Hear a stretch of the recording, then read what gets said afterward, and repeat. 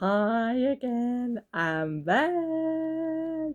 Seriously, I hate having to do jazz hands this close together. It's like, ugh.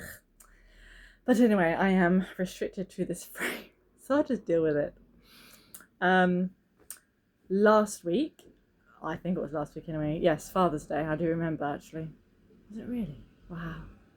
Anyway, um, I read First Nephi chapter 7, and it was about Lehi's sons returning back to Jerusalem for the second time to actually get them some wives. And then unfortunately some of the family of Ishmael, who were family friends I think of Lehi, rebelled against Nephi because of the arduous journey that they were encountering. I have never been in a wilderness, so I don't know what it's like, but it sounds pretty tough, not for the faint-hearted. Oh, it's me. So, in hindsight, it's like, why are you guys moaning? You're getting out. You're going to be saved. You're going to be preserved. But the actual journey is probably more difficult than I can imagine. And the fact that some of them, we find out later, were pregnant, as in the women when they got married. So, woo, after they got married, not when they got married. Anyway, I've had some feedback from a lovely friend of mine, and I am going to take my time with explaining some things that, to those who are new to listening to the Book of Mormon for the first time, may not understand. And I've been raised a Latter-day Saint, so this is like duh to me, but it's not to you. And that's absolutely fine. So I will take time to explain anything that isn't obvious from an outsider's point of view. But today we'll be reading First Nephi chapter 8. And I've given a shout out to another YouTuber who currently is a friend of the Church of Jesus Christ of Latter-day Saints, and that is Chris the Casual. I've been following his channel for a while now. And when he's been reading the Book of Mormon, his favourite passage, his favourite account so far is this chapter. So I thought, he'll appreciate this. So yeah, it's not particularly long, but you know, it is what it is. So without further ado, and I will be asking a question at the end of it, because this is going to have a lot of questions. It might just be, what's your favourite part of the Tree of Life? Oops, I gave it away. And why? And I will show you mine. And then the next video will be so short because it's literally chapter 9, which is 6 verses long. So I might just do it in slow motion. Anyway, let's get on with it. Otherwise it's going to be like 20 minutes long. And let's not do that. I twitch. Okay. So, chapter 8. And it came to pass that we had gathered together all manner of seeds of every kind, both grain of every kind, and also of the seeds of fruit of every kind. And it came to pass that while my father tarried, which means stayed, as it were, in the wilderness, he spake unto us, saying, Behold, I have dreamed a dream, or, in other words, I have seen a vision. Hallelujah. And behold, because of the thing which I have seen, I have reason to rejoice in the Lord, because of Nephi and also of Sam. For I have reason to suppose that they, and also many of their seed, will be saved. But behold, Laman and Lemuel, I fear exceedingly because of you. For behold, methought I saw in my dream a dark and dreary wilderness. So for any of you who do not know what the wilderness is, it's basically a wasteland. Nothing really grows. It's like a desert.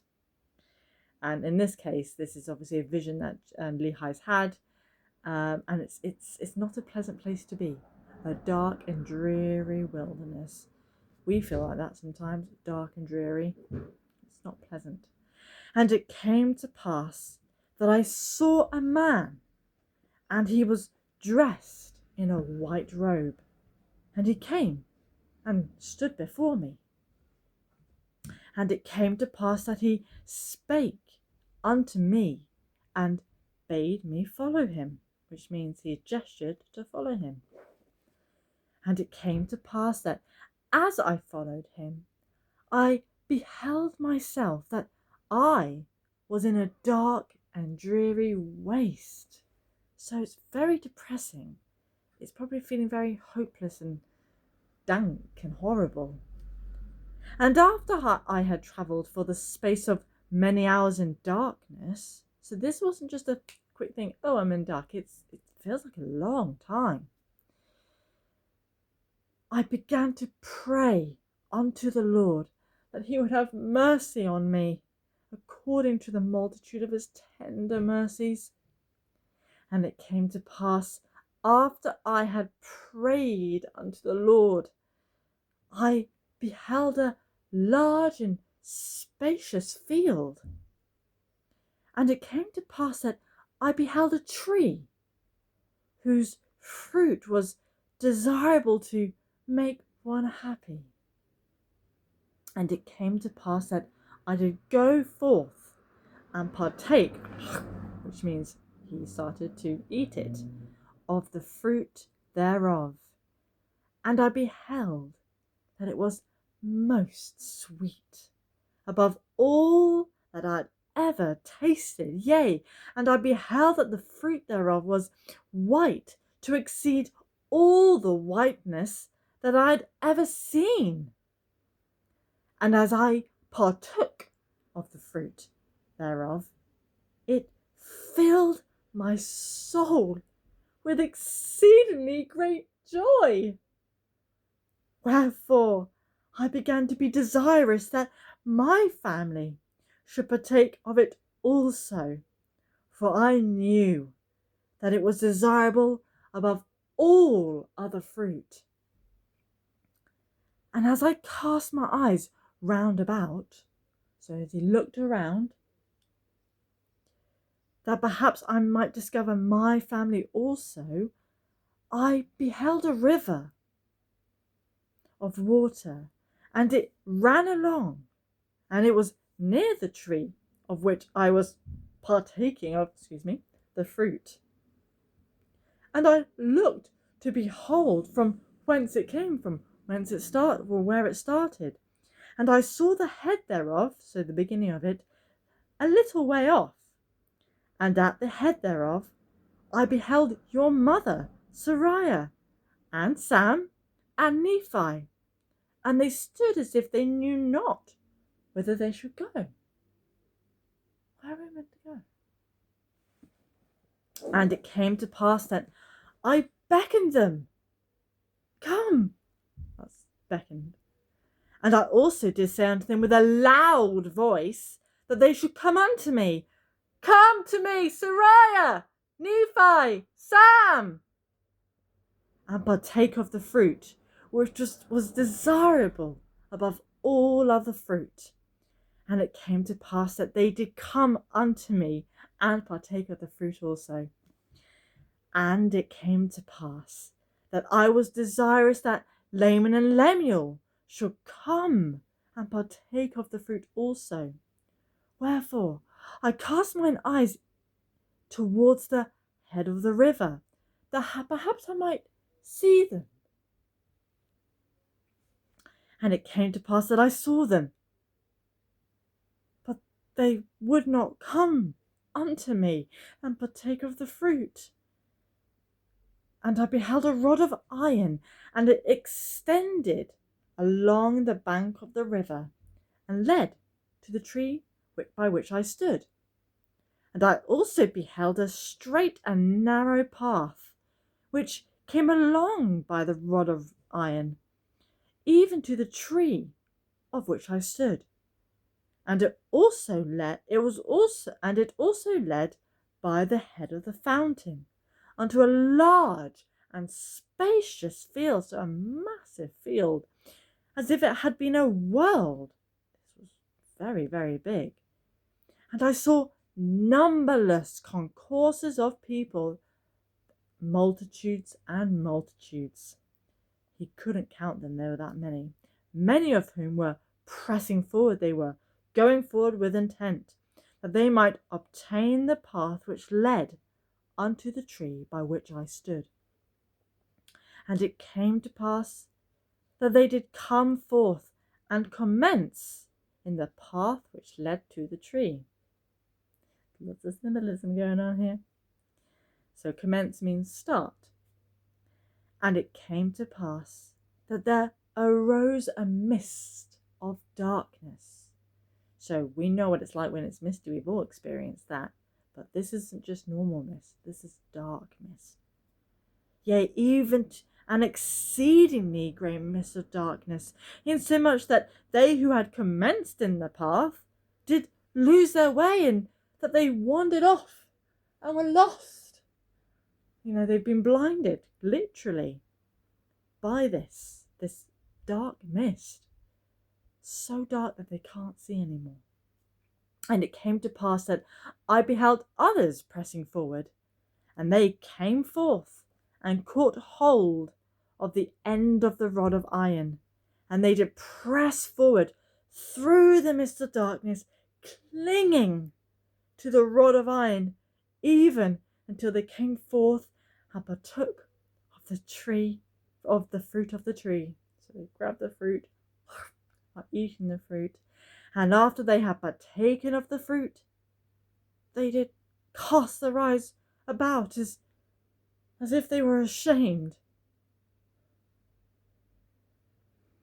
And I also cast my eyes round about, and beheld on the other side of the river of water a great and spacious building, and it stood as if it were in the air, high above the earth. Note, it was high in the air above the earth, and it was filled with people, both old and young, both male and female, and their manner of dress was exceedingly fine. They were in very nice clothes, and they were in the attitude of mocking, poking fun of, and pointing their fingers towards those who had come at and were partaking of the fruit. Look at them, they're so stupid.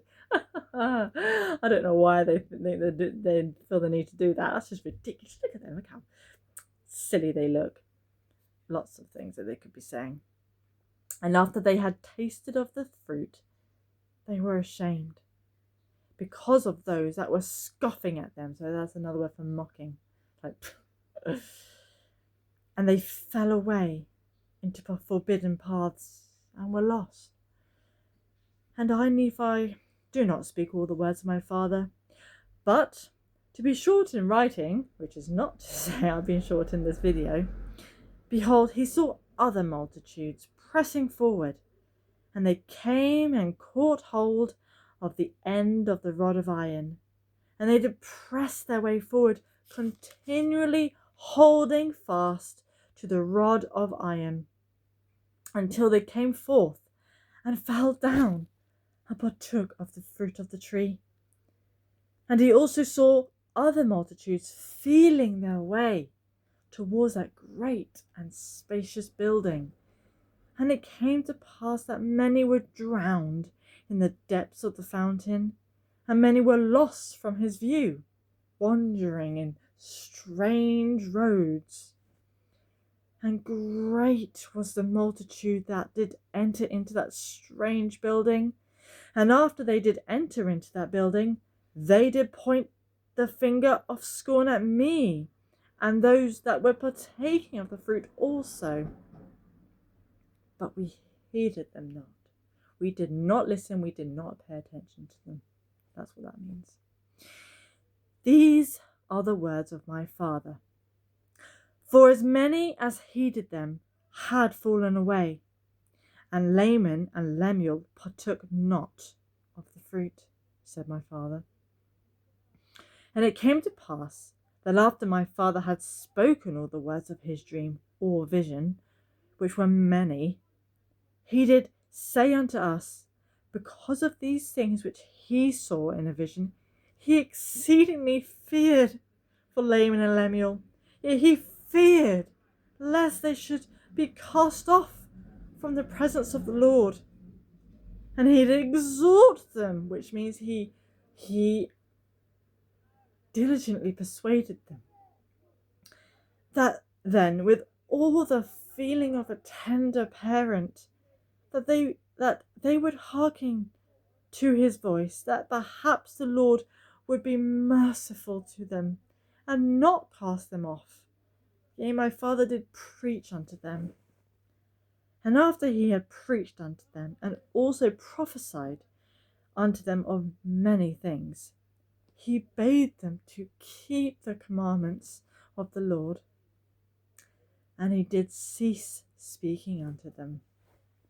So this is my longest video yet, but it's worth it, I think. So please tell me what your favourite part of the vision that Lehi had. Was it the rod of iron? Was it the symbolism of the path and them clinging onto the rod? What do you think the rod means? I will put in the comments below the understood symbolism of all these things in the vision or the dream. But yeah, I